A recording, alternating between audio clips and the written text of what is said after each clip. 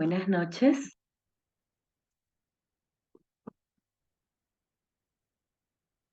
Buenas noches, ¿se me escucha bien? Hola, Rocío Milagros. Buenas Rocío, noches, así se le escucha.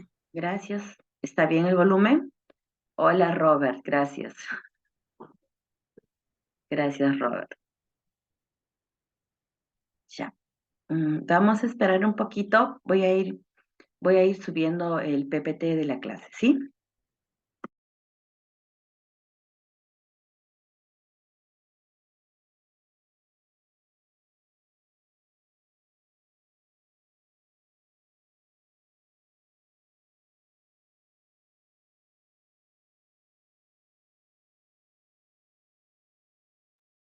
Están viendo el PPT, ¿sí?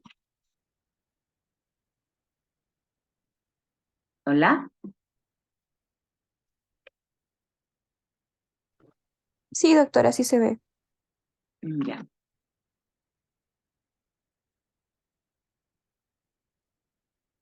¿Cuántos son en la promoción?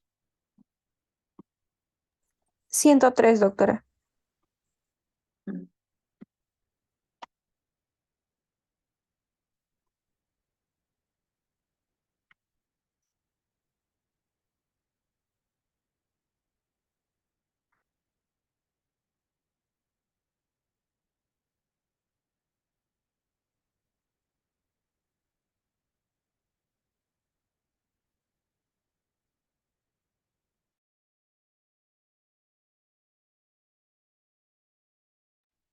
Voy a comenzar 8:10.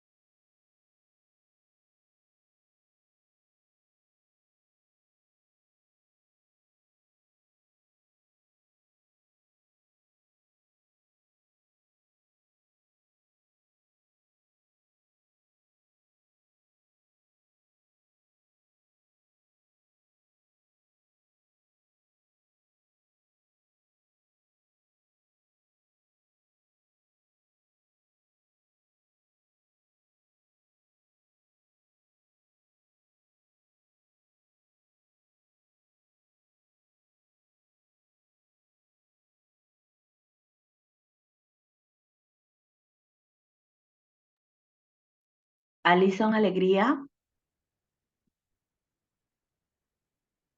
Alison Alegría. Paola Sandoval. Alonso Rodríguez. Estoy pasando Presente, lista. doctora Alonso Rodríguez. Ana Flavia Delgado. Presente, doctora Delgado. Ángela Guaya. Presente, doctora. Ani Gutiérrez, Presente, doctora. Ariana Saavedra, Presente, doctora.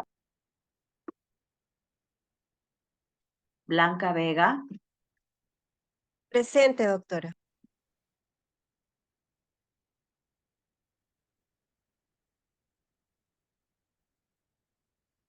Brigitte Quispe, Brigitte Quispe, Claudia Alessandra, Cristel Vélez Presente, Moro, doctora. Claudia. ok, Presente, Cristel, doctora. Cristel, presente. Daniela Oriundo, Presente, doctora. Daniela Sánchez, Presente, doctora. Dayana Fernández, Presente, doctora. Deina Salomé, Deina Salomé,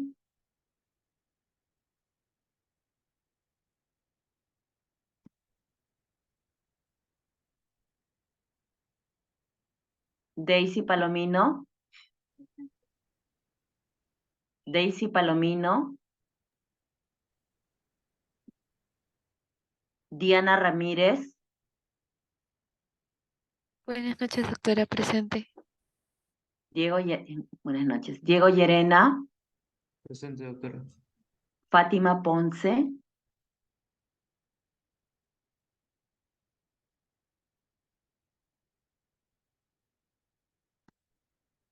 Flavio San Miguel,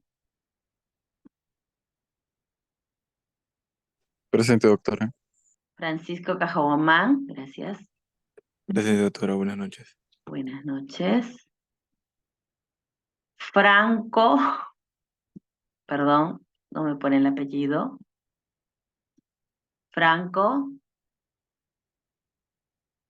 Génesis Iturrizaga, Disculpe, Presente, doctora. doctora. a ver, ¿qué pasó? ¿Franco? ¿Llamó mi nombre o es un apellido eso? Solamente aparece Franco, por eso es que dije solamente llamo Franco. Sí, sí, sí, sí, sí, ese sería yo, sí. Ya, Presente. ¿es su nombre o es su apellido? Mi nombre. No sé por qué me Ya, aparece. bueno. Fiorella Ruiz, Presente, doctora. gracias, nuevamente.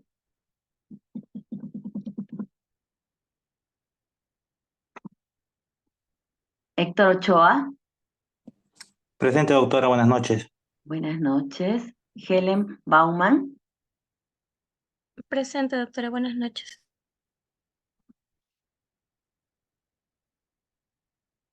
Ana Flavia Delgado, Presente, doctora. Rocío Vegaso, Presente, doctora. Buenas noches. María Chumbes, Buenas noches, doctora. Presente. Jefferson Melgarejo, Presente, doctora, buenas noches. Jonathan Carhuamanca, así es, Jonathan Carhuamaca, doctora.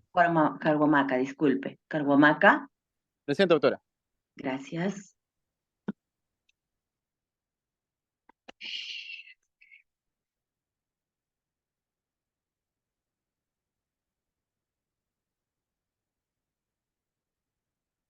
Mayra Nieto, Presente, doctora. Buenas noches. noches. Valeria Cabrera, Presente, doctora. Vanessa Araujo, Presente, doctora. Buenas noches. Victoria Butrón, Presente, buenas noches. Jimena Berrocal, Presente, doctora. Buenas noches. Valeria Cabrera, Presente, doctora. Sara Belén. Sara Belén Presente. Laura. Está 2 veces Presente, doctora. conectada, ¿sí?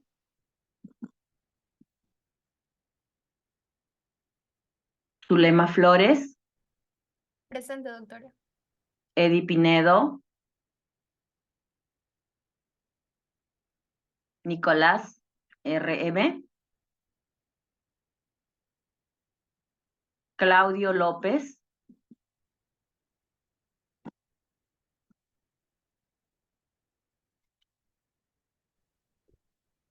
Buenas noches, doctora, presente. Ya, gracias a los que me han puesto presente en el chat también. Gracias por decirme que sí se ve. En 2 minutos comenzamos.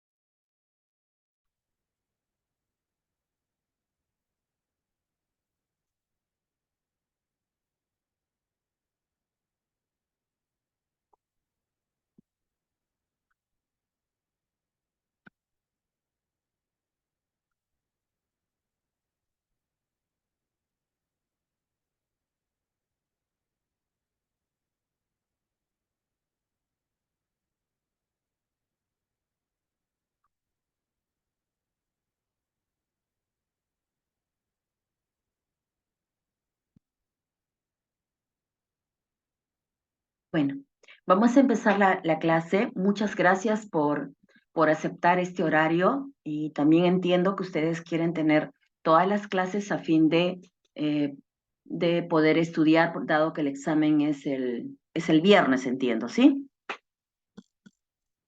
El tema que vamos a desarrollar, que me he encargado, es hablar sobre púrpuras trombocitopénicas y no trombocitopénicas.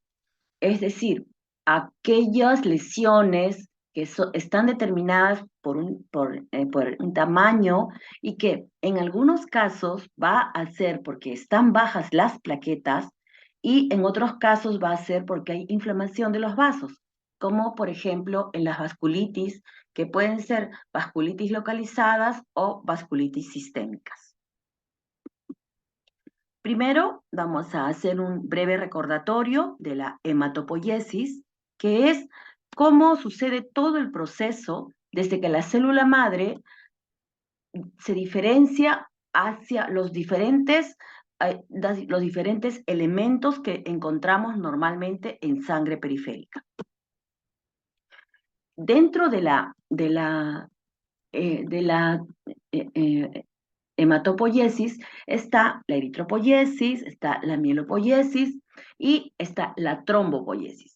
La trombopoiesis va, así como la eritropoiesis está regulada por la eritropoyetina, la trombopoiesis va a ser regulada por la trombopoyetina, perdón, la eritropoiesis por la eritropoyetina, disculpe.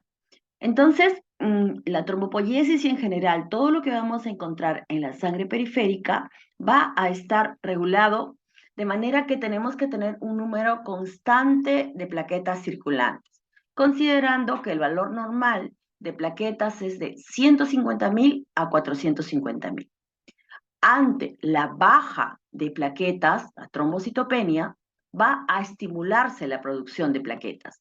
Y en el hemograma pueden reportarnos macroplaquetas. Y esto es importante porque cuando se hacen los hemogramas automatizados, la máquina cuenta todas las que tienen determinado tamaño, las cuenta como plaquetas, y las que son grandes o con las que están muy agregadas, la máquina les dice acúmulos plaquetarios.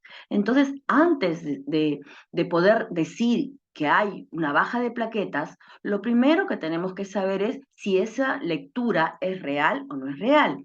Si en la lectura del hemograma ustedes leen que dice acúmulos plaquetarios o dice macroplaquetas, ustedes deben solicitar una lectura manual una lectura de lámina periférica. También dentro de este contexto tenemos que tener en cuenta que durante la época embrionaria fueron el vaso y también el hígado y los que formaron inicialmente la hematopoiesis. La tercera parte de las plaquetas van a estar localizadas en el vaso y los otros 2/3 van a estar circulando en la sangre. Sin embargo, esto es lo que sucede de una manera normal.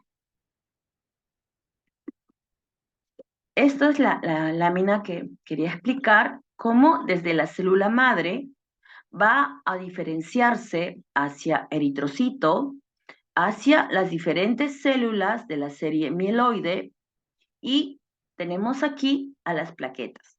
Las plaquetas no son células, son restos de los megacariocitos y no son células porque carecen de núcleo. Decía que la eritropoyetina estimula la producción hasta la formación del eritrocito. Las plaquetas salen a la sangre como tal y son fracciones del megacariocito, y todo el proceso es regulado por la trombopoyetina.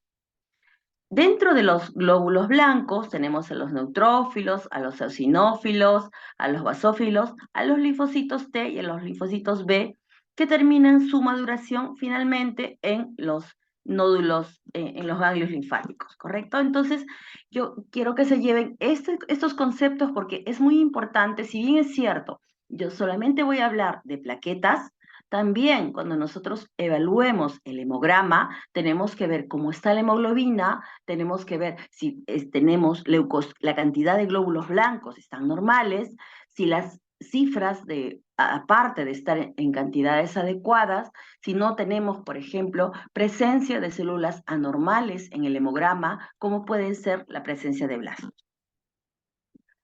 La trombopoyetina endógena es la que va a estimular la diferenciación desde célula madre hasta megacariocito en todo el proceso de la hematopoiesis, que en este caso es la trombopoiesis, para que finalmente salgan a la sangre periférica las fracciones del megacariocito, las plaquetas. Las plaquetas, las vemos aquí, algunas pueden estar acumuladas. Vemos aquí que están aisladas, algunas son grandes y pueden ser denominadas, pueden reportarnos como macroplaquetas.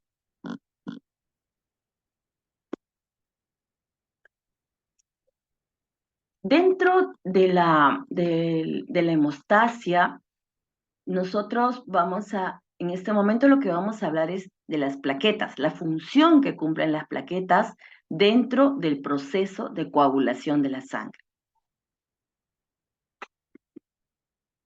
Nuevamente, las plaquetas no son células porque carecen de núcleo. Sin embargo, tienen la mitocondria que le va a dar el ATP, tienen glucógeno, tienen sus lugares de recepción, las glicoproteínas 9, glicoproteínas 1B, donde se va a unir el factor von Willebrand, por ejemplo, Tenemos también el complejo glicoproteína 1B3A, los gránulos densos y los microtúbulos que le van a dar la estructura a la plaqueta. También los gránulos alfa, ¿no? Y bueno, como reitero, perdón, la mitocondria. Cuando nosotros hablamos de púrpuras, vamos a tener en consideración primero que la hemostasia tiene que estar en un equilibrio tal que la sangre circule de manera que mi paciente no se desangre, pero tampoco se vaya al otro extremo, es decir, forme trombos. Cuando hay alteraciones en la pared del vaso sanguíneo, podemos tener hemorragias pequeñas, espontáneas, que pueden favorecer o que pueden ser favorecidas ante un pequeño traumatismo. Brevemente les voy a comentar un caso real. Un paciente de odontólogo de 85 años acude a emergencia con gran sangrado de gingivorragia y epístasis, y en el recuento de plaquetas se le encuentra menos de 10.000, teniendo en consideración que lo normal es de 150.000 a 450.000. Pero además, el paciente tomaba aspirina y no había dejado de tomar su aspirina. Entonces, el paciente sangraba por dos razones, porque estaba tomando un AINE y además estaba con las plaquetas muy bajas. En el diagnóstico diferencial de las púrpuras que son debidas a la baja de plaquetas, deben estar las púrpuras vasculares, los que he mencionado, las vasculitis. La púrpura es una hemorragia en la piel y lo que va a pasar es que va a salir un poco de sangre en la pared vascular y en el tejido subcutáneo. Las petequias van a ser de 2 centímetros de diámetro aproximadamente, y lo que pueden representar es anormalidad en los vasos sanguíneos o en el recuento de plaquetas. Usualmente, los pacientes que tienen plaquetopenia tienen un sangrado espontáneo con menos de 20.000, menos de 30.000 plaquetas, siendo nuevamente lo normal de 150.000 a 450.000. Aquí vemos las plaquetas, petequias difusas. Aquí vemos las púrpuras vasculares. En este caso, las púrpuras también están en la piel, sin embargo, el recuento de plaquetas está normal, porque es un problema inflamatorio de los vasos sanguíneos. Mientras que estas petequias pueden ser debidas a muchas causas que voy a conversar brevemente. Y suelen ser bilaterales. Estas también son vasculitis. Las vasculitis, si son localizadas, son tratadas por dermatología, y si son sistémicas, pueden dañar a varios órganos, son manejadas por reumatología. Pero está el diagnóstico diferencial y está claro que no hay lesiones en otras zonas, aquí podemos ver, pero usualmente suele ser simétrico y bilateral, la vasculitis, que es otra forma de púrpuras no plaquetopénicas, no con plaquetas normales. Las plaquetas. Cuando nosotros tenemos problemas en la cantidad de las plaquetas, estas pueden deberse a dos situaciones. Uno, a nivel central, que es la médula ósea, que está fallando, por eso hablé de trombopoiesis al comenzar la charla, y eso puede ser debido a que la fábrica no está trabajando bien. Un ejemplo, aplasia medular. Invasión medular, un ejemplo, mieloptisis. Insuficiencia medular, los síndromes mielodisplásicos. Las trombocitopenias periféricas, la médula produce normalmente, pero afuera se destruye. Inmunológicas, púrpura trombocitopénica inmune, de la cual vamos a hablar un poco más hoy día.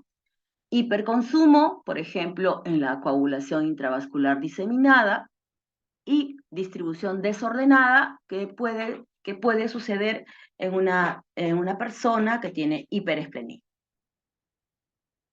Va a haber secuestro a nivel esplénico. Las causas centrales son varias, incluyendo virus, incluyendo daño, por ejemplo, directo del megacariocito por el virus de la inmunodeficiencia humana. Puede haber también posterior a radioterapia, a quimioterapia.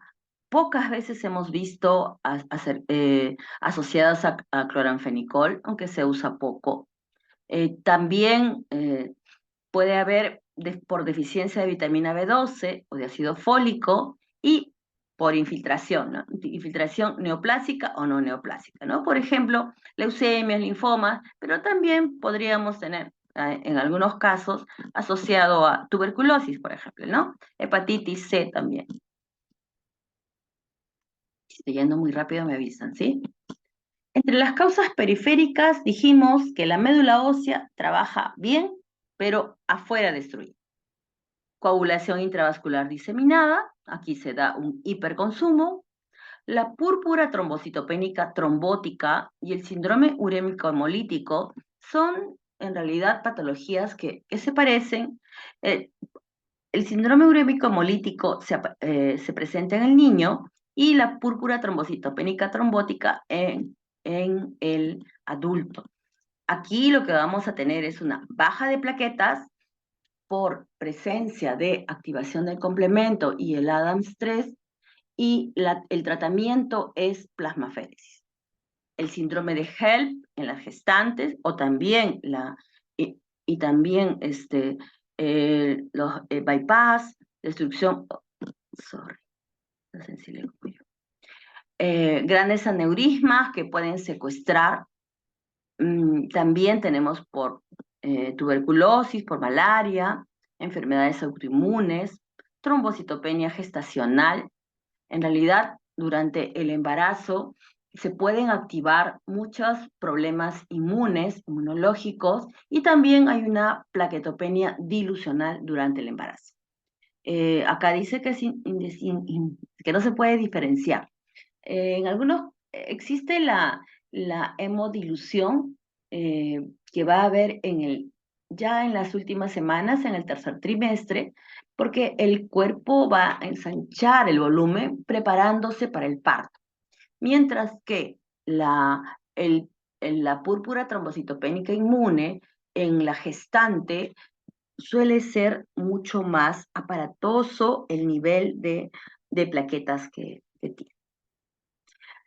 PTI, púrpura trombocitopénica inmune del niño, y también púrpura trombocitopénica crónica del adulto. No me gusta usar nombres así, sino solamente púrpura trombocitopénica inmune del niño o púrpura trombocitopénica del adulto.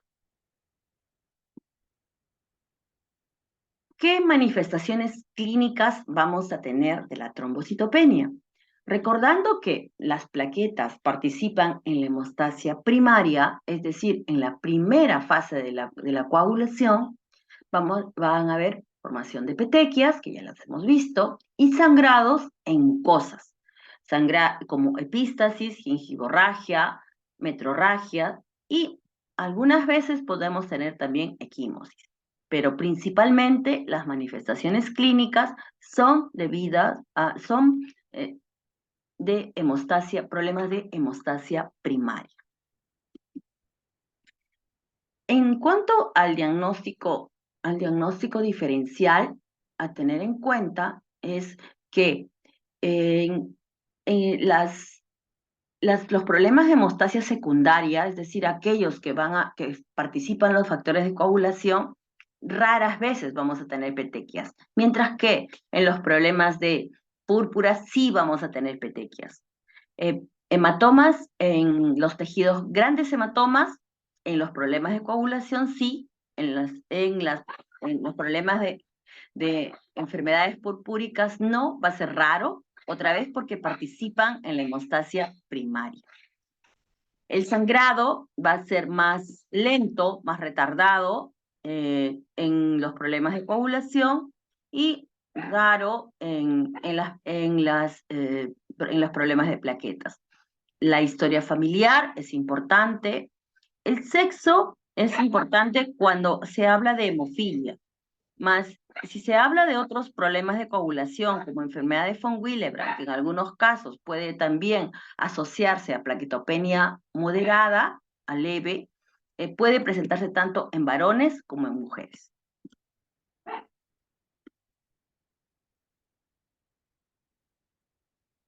Púrpura trombocitopénica inmune. Son autoanticuerpos. El cuerpo, los linfocitos B, producen anticuerpos contra nuestras plaquetas. Es un diagnóstico por exclusión. Debemos encontrar clásicamente solo trombocitopenia aislada y ninguna otra condición. No fiebre, no baja de peso, no síntomas B. Pruebas de laboratorio para confirmar el diagnóstico, en realidad no los hay. Se dice de los anticuerpos antiplaquetarios, pero en realidad es un diagnóstico que se debe hacer por anamnesis. Y recuerden que tienen que tener un hemograma completo y un perfil de coagulación completo para poder evaluar la hemostasia en global. Aquí lo que tenemos en la púrpura trombocitopénica inmune es una disminución de las plaquetas y vamos a tener que estas plaquetas que están digamos, que van a ser destruidas, que ya están con los anticuerpos, van a ser destruidas en el vaso. Y es lógico que el vaso los va a destruir porque no las va a conocer a las plaquetas como propias, porque van a estar con los anticuerpos que voy a mostrar ahora. En los niños, usualmente, el PTI puede asociarse a infecciones. Es más frecuente que se presente la púrpura trombocitopénica aguda en los niños. En los adultos suele ser más de tendencia crónica. Cuando nosotros entonces tenemos un paciente, es una trombocitopenia periférica o una paciente con médula ósea normal o incrementada, con presencia de megacariocitos normales incrementados y plaquetas bajas. Es un trastorno frecuente en hematología pediátrica, pero también la tenemos en el área de hematología de adultos. Debemos de tener en consideración, además, que nuevamente es fundamental que tengamos para evaluar, además de la anamnesis, un perfil de coagulación. Brevemente, les comento un caso. Un paciente de 16 años, totalmente sano, acude solo por gingivorragia y epístasis. Se le hace el hemograma, tenía menos de 10.000 plaquetas, tenía 16 de hemoglobina, leucocitos en cantidades normales, pero tenía linfocitosis. A este paciente le hacen un perfil de coagulación y en el perfil de coagulación hay hipofibrinogenemia. Entonces, el paciente ya estaba yéndose de alta con el diagnóstico de púrpura trombocitopénica inmune. Vimos el perfil de coagulación que tenía fibrinógeno 100, y lo normal de fibrinógeno es de 200 a 400. Por lo tanto, no era un PTI.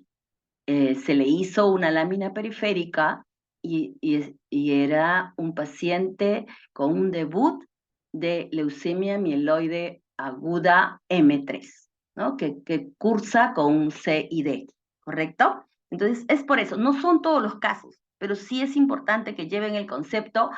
Por ejemplo, al paciente que tiene plaquetas bajas no le vamos a hacer tiempo de coagulación ni tiempo de sangría, porque vamos a hacer sangrar ese oído al cual vamos a pinchar. Entonces, lo que tenemos que hacer es tiempo de protrombina, tiempo de tromboplastina, tiempo de trombina, recuento de fibrinógeno. Vamos a tener entonces en la púrpura trombocitopénica inmune una destrucción acelerada de plaquetas y una producción insuficiente a nivel de los megacariocitos, ¿no? Esto puede ser transitorio o persistente, agudo o curso crónico, y raras veces, a pesar de que vienen con menos de 10.000 plaquetas, vienen con sangrados severos. ¿Tienen múltiples petequias? Sí, pero sangrados mayores que nosotros los hematólogos consideramos sangrado en sistema nervioso central o sangrado en tracto gastrointestinal muy poco frecuentes, ¿no? Incluso el señor que les comenté que tenía plaquetopenia más anemia, pero él sí tenía PTI, púrpura trombocitopénica inmune, había estado tomando aspirina. Es un diagnóstico por exclusión y lo que vamos a encontrar usualmente es un hemograma en el cual solo va a haber plaquetopenia y en la médula ósea, reitero, puede estar el recuento de megacariocitos normales o incrementados como una respuesta a la baja de plaquetas. No debe ser un paciente que esté séptico, no paciente que haya tomado alguna sustancia tóxica o tampoco asociado a medicamentos.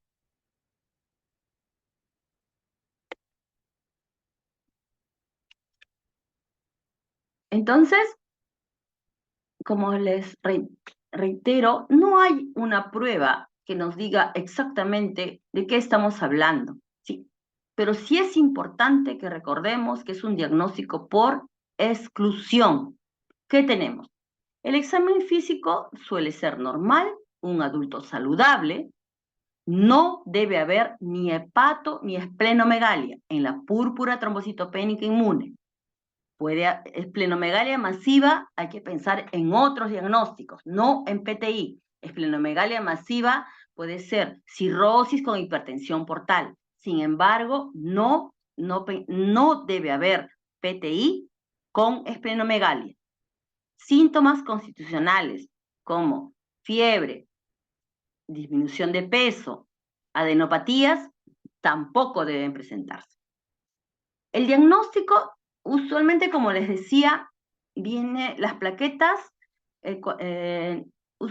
regularmente sangran cuando están en un promedio entre 20 a 30.000. Entre 30.000 y 50.000 pueden estar asintomáticos y más de 50.000 también pueden estar asintomáticos. Cuando estamos con plaquetas en 20.000 a 30.000, puede iniciarse con prednisona, con corticoide, y si el paciente está con sangrado grave, un paciente con PTI, que tiene menos de 30.000 plaquetas, está sangrando por el estómago o tiene una hemorragia, ha sufrido un accidente, sí está autorizado, sí está recomendado el uso de inmunoglobulinas. La inmunoglobulina la usamos en dosis de 1 a 2 miligramos por kilo por peso. Y valorar el riesgo de sangrado, y si está asintomático, con más de 50.000 plaquetas, observo. No me desespero, solamente observo y veo factores de riesgo. Tengo pacientes con síndrome antifosfolípido más púrpura trombocitopénica inmune. Entonces,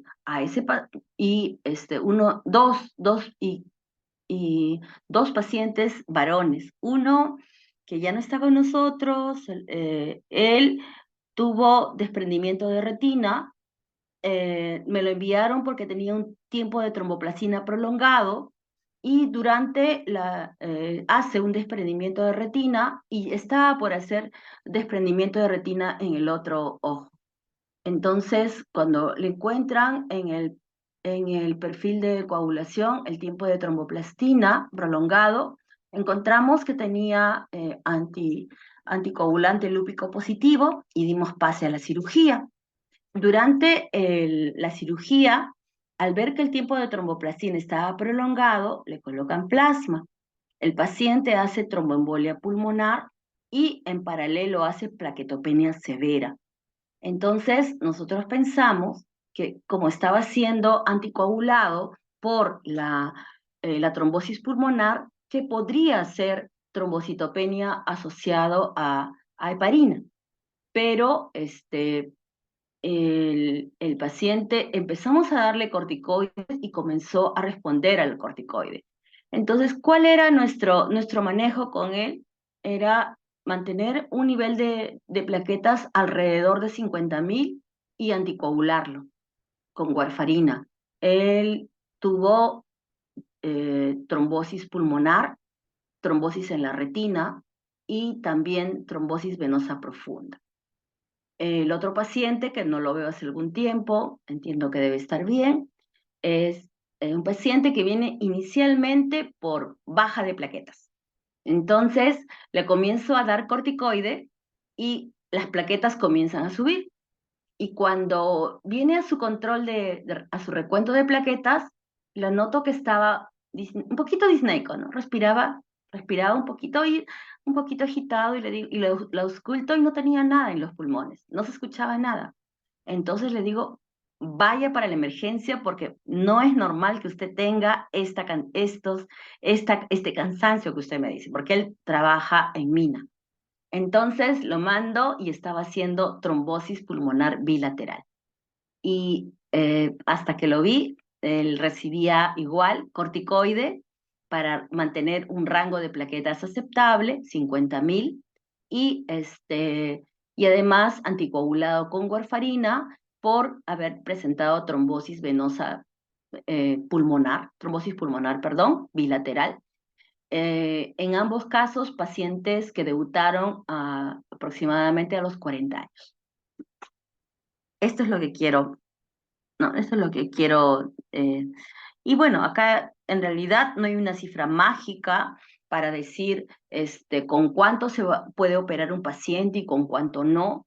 Sin embargo, el consenso de la Asociación Americana de Hematología dice que con 50.000 plaquetas se pueden hacer procedimientos menores y con más de 100.000 plaquetas, mayor o igual a 100.000, se pueden hacer procedimientos mayores, como puede ser cirugías en sistema nervioso central.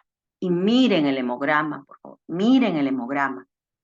Hace algún tiempo, en la emergencia, nos llaman para que demos las indicaciones de una paciente que estaba con hemorragia digestiva y que tenía bajas las plaquetas y que ya tenían que llevarla a que le hagan una endoscopía. Veo y el hemograma tenía más de 20% de blastos. Era una leucemia. Entonces, no se conformen solo con tener el hematocrito, tienen que tener un hemograma completo, recuérdenlo. Y recuerden también que puede haber pseudotrombocitopenia.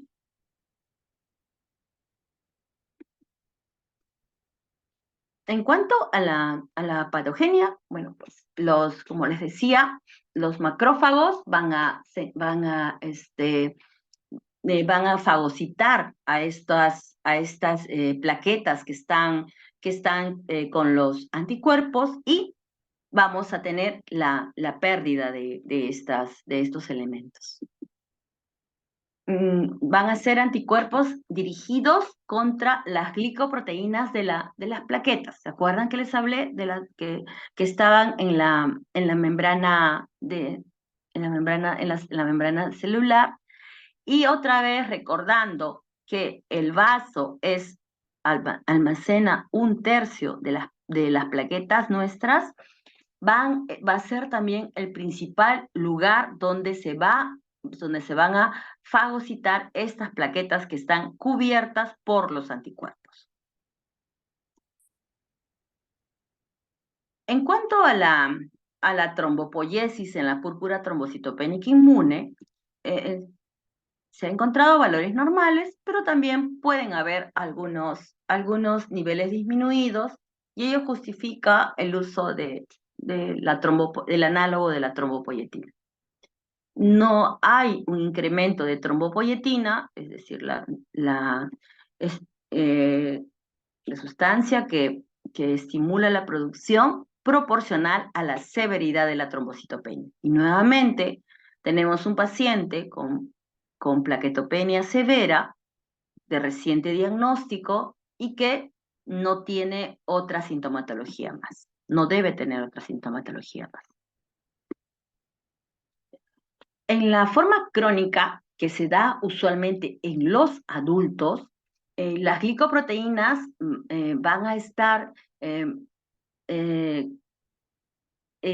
con títulos vamos a tener más altos, y los pacientes van a tener recurrencias mucho más elevadas. En estos pacientes que tenemos que usar inmunosupresores, muchas veces no son la baja de plaquetas los que causan el fallecimiento, sino la infección. El paciente que les comenté que tenía SAF y PTI, después del COVID, él tuvo una plaquetopenia refractaria, porque él siempre falleció a los 55 años. Él siempre tomaba su warfarina y de vez en cuando se hacía su hemograma, y cuando le salían muchos moretones, ya sabía que las plaquetas estaban bajas y venía a verme, ¿no? Ha sido mi paciente 20 años. Lo hemos perdido el año pasado recién. Entonces, en ese caso, por ejemplo, el paciente probablemente ¿qué sucede con él? Lo hospitalizamos porque ya se hizo crónico su problema de plaquetas, y se le dio inmunosupresores, se infectó, se le dio antibiótico, salió de alta, y previa a la hospitalización, a la última hospitalización que tuvo, estuvo en su casa, no se puso mascarilla y se puso a buscar todos los libros que tenía, y probablemente haya habido algún hongo que haya ingresado a los pulmones. Lo llevan nuevamente a la emergencia y fallece por una neumonía atípica bilateral. No por la plaquetopenia, ni por sangrado. En el PTI agudo, que se va a presentar más frecuente en los niños, puede asociarse también a alguna infección viral que es frecuente, ¿no? Y que estos anticuerpos estos van a hacer que tengan una reacción cruzada con las plaquetas, y que también pueden hacer que se destruyan, recordando otra vez la diferencia de la evolución tanto en el niño como en el adulto de la púrpura trombocitopénica inmune. Entonces, aquí otra vez la púrpura trombocitopénica inmune es la primaria, es decir, no está debido a ninguna otra patología. Si tengo púrpura trombocitopénica y lupus, lo que hacemos es tratar el lupus. Los macrófagos van a tener receptores que se van a unir a la inmunoglobulina G, y los blancos antigénicos más frecuentes son la glicoproteína 1B3A y la glicoproteína 1B9, que están en la superficie de la plaqueta. Otra vez recordando, no son células. Entonces, aparecen los anticuerpos, estas plaquetas van a adherirse a estos anticuerpos, luego el macrófago los va a destruir, ¿no? Y luego lo va a presentar a las células T, va a haber estimulación por las células B, y luego, bueno, la diferenciación en en células plasmáticas del linfocito B y producción de más anticuerpos. ¿Y esto por qué? Porque una de las estrategias de tratamiento es el rituximab. El rituximab que actúa sobre los linfocitos B, que es un anticuerpo monoclonal CD20, que va a atacar a los CD20 positivos, que son los linfocitos B. Igual la megacariopóyesis, y para recordar las glicoproteínas, ¿correcto? A las que se van a unir y estos anticuerpos que he mencionado para ser fagocitados luego por los macrófagos. Se han reportado, como les decía, algunos anticuerpos antiglicoproteína B en pacientes con púrpura trombocitopénica inmune. Estos pacientes pueden ser refractarios a la terapia, sin embargo, para nosotros es la evolución clínica la fundamental, la más importante. También la citotoxicidad, ¿no? que hay del complemento junto con más la destrucción, fagocitosis por los macrófagos. La historia natural del PTI difiere con la edad. En los niños vamos a tener un 80 a 90% de remisiones completas, es decir, de 2 a 8 semanas. Incluso hay algunos que recomiendan, algunas guías que recomiendan que no se debe dar corticoterapia porque igual va a ser un curso agudo, remisión completa, quiere decir que va a volver a tener un recuento normal de plaquetas. Mientras que en los adultos solamente vamos a tener el 9% de remisiones espontáneas. Entonces, en adultos, el PTI es una enfermedad crónica por excelencia. El diagnóstico principalmente es la historia clínica, el examen físico y el recuento de plaquetas. La hemorragia no relacionada a traumatismo, es decir, espontánea, usualmente con plaquetas menos de 20.000, pero puede presentarse también incluso con plaquetas de 30.000, 40.000. Y los demás estudios de coagulación, como les reitero, deben ser normales, ¿no? Tengo una paciente que ha sido operada hace años de un teratoma. Y esta paciente no recibió radioterapia ni quimio y tiene plaquetas en menos de 150.000, es cierto. Al comienzo tenía 54.000, 55.000, pero después, cuando le pedíamos lectura manual, tiene 120.000 aproximadamente. Entonces los colegas reumatólogos le decían, pero qué irresponsable tu hematóloga, ¿cómo no te tiene con corticoides? No. El objetivo no es tener plaquetas normales, sino es tener un rango seguro de plaquetas con el inmunosupresor que voy a usar. ¿Hay pacientes que son refractarios? Sí, sí los hay. ¿Los tenemos? Sí los tenemos y son un reto para nosotros, sobre todo por el hecho de que pueden presentar infecciones o coinfecciones. Entonces, pueden aparecer asintomáticos y con petequias, que nuevamente, además pueden tener metrorragias, puede haber sangrado nasal, puede haber también gingivorragia y muy, muy, muy poco frecuente hemorragias internas, como hemorragia digestiva, hemorragias articulares, como se puede presentar en hemofilia. Entonces, para llevarnos el concepto claro nuevamente, PTI asintomático, solo con plaquetopenia, con sangrado de hemostasia primaria, es decir, mucosas y muy raramente, muy raro, que se presente sangrados severos. Grande. El sangrado puede ser variable en pacientes saludables. Por ejemplo, el señor que venía con 1.000 plaquetas y tomaba aspirina, respondió a prednisona. Esplenomegalia y adenopatías no deben de haber. Por eso sugieren otro diagnóstico. Incluso hemos visto el síndrome linfoproliferativo, benigno o maligno, y se hace el estudio. Las púrpuras no trombocitopénicas van a estar asociadas a vasculitis, porque van a tener el recuento de plaquetas normales.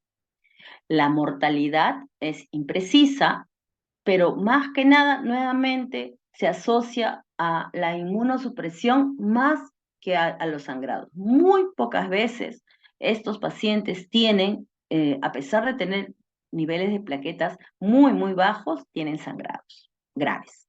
Muy pocas veces. Las petequias, como decía nuevamente, hematomas muy poco frecuentes. Podemos tener pequeños enantemas sangrados en mucosas, que es así como lo denominamos. Entonces, sangrados de hemostasia profunda son hematomas y hemartrosis. Ello no lo vamos a tener. Enantemas, que son manifestación de sangrados petequiales en mucosas. En cuanto al diagnóstico diferencial, hay trombocitopenias hereditarias, tenemos también el hiperesplenismo, pero aquí hay la trombocitopenia hereditaria, el paciente nace con ello, el hiperesplenismo asociado a medicamentos, asociado a virus, la plaquetopenia dilucional, que les mencioné en el embarazo, la pseudotrombocitopenia, otra vez, cuando hay macroplaquetas, cuando hay acúmulos plaquetarios, pidamos una lectura de sangre de lámina periférica, o hagamos una lectura de sangre periférica. La aplasia de megacariocítica, solamente selectiva, los síndromes mielodisplásicos, que está dentro del grupo de las fallas medulares. La enfermedad de von Willebrand tipo 2 también puede tener plaquetopenia, pero se asocia a otros sangrados. Y la trombocitopenia gestacional, que puede ser también de origen inmune. Hay muchos problemas inmunes que se manifiestan durante la gestación, dado que baja nuestra inmunidad cuando estamos embarazadas, porque tenemos un producto que tiene nuestro ADN más el ADN del padre. Entonces, es por ello que pueden desarrollarse mayor cantidad de problemas inmunes en el embarazo.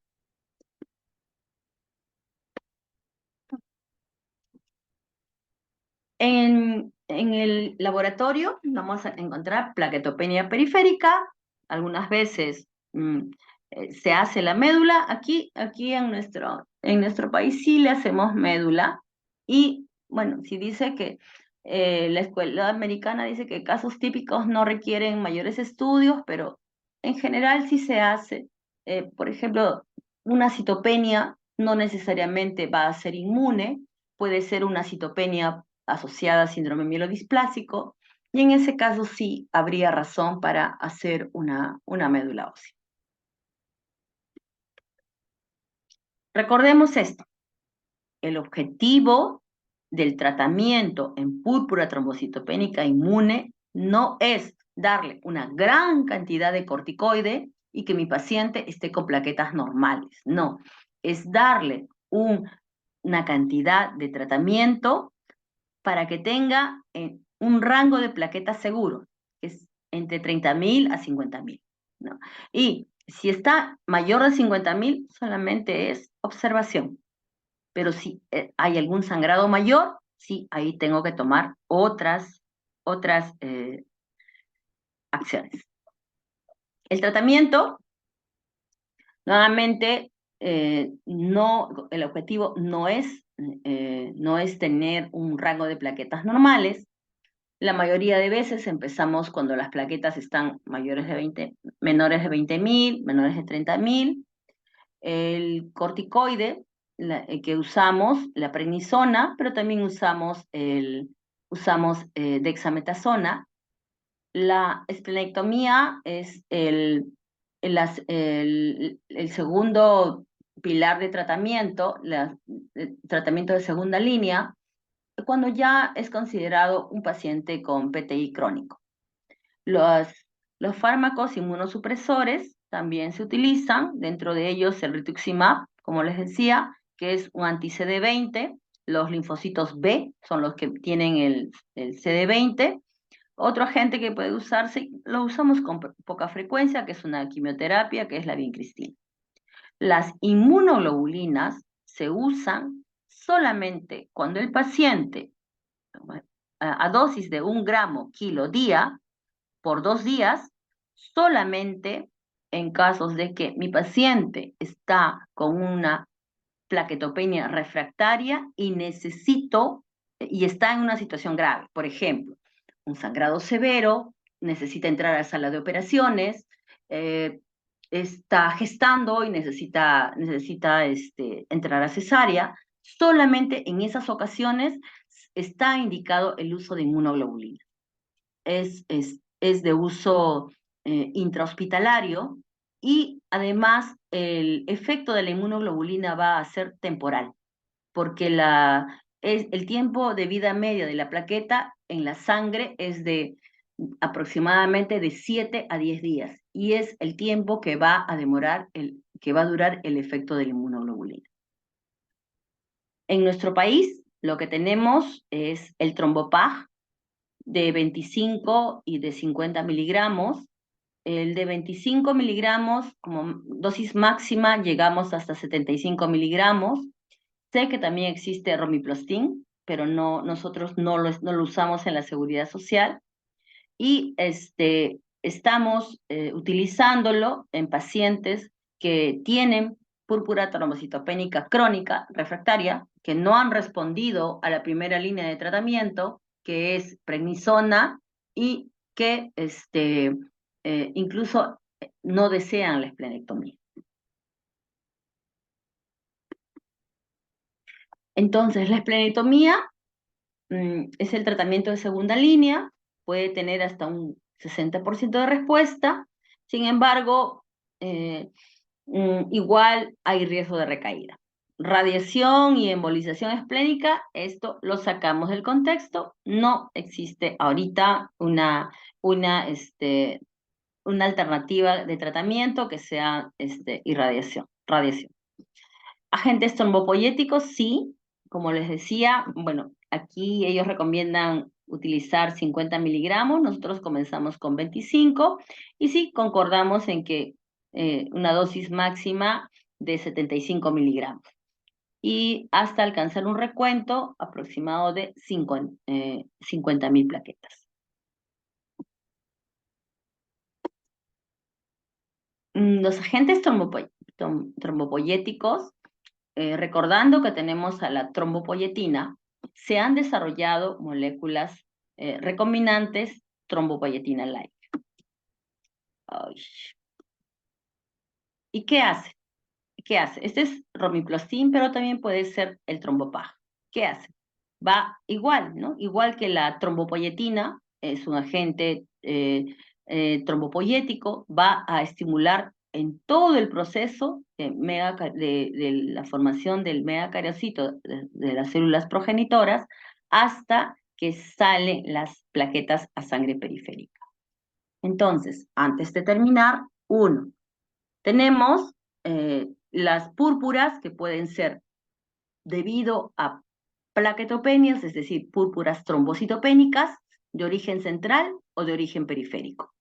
2, las púrpuras vasculares, principalmente las vasculitis, suelen ser simétricas y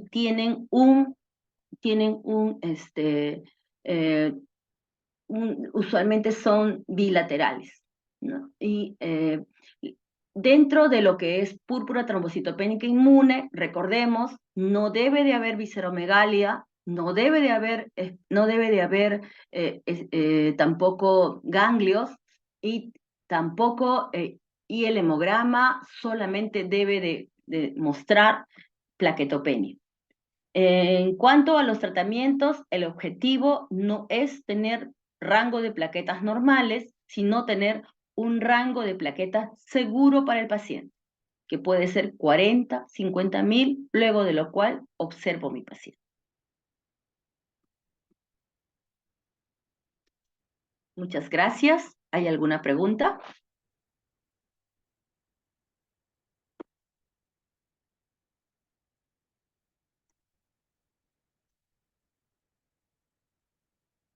Hola. ¿Alguna pregunta? ¿Está claro todo? ¿Sí? Para muchas Claro. gracias. Ya. Gracias doctora. entonces. Disculpen que estoy un poquito ronquita, pero gracias y creo que los puntos que he remarcado son los que son importantes como resumen en la teoría, ¿sí? Gracias, doctora. Hasta luego. Gracias, que tengan buenas noches. Gracias. Gracias a todos. Gracias, doctora. Gracias, Helen, gracias. Gracias, doctora. Gracias. Doctora, buenas noches. Nos vemos mañana todavía con mi grupo. Gracias.